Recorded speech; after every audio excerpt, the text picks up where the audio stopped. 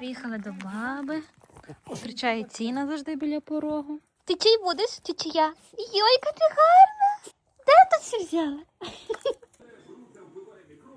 Ось такий смачний борщик приготувала баба.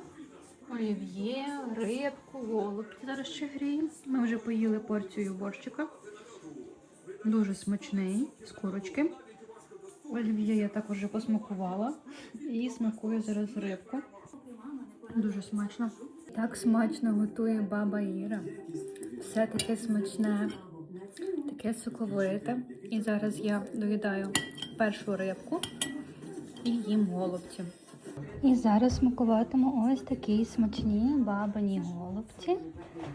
Тут підливка грибна, дуже смачна. І собі теж накидаю зараз Назарчик. Твої голубці люкс. Угу. Ось баба йде до нас. Бабу треба давати на мастер-шаф. Так.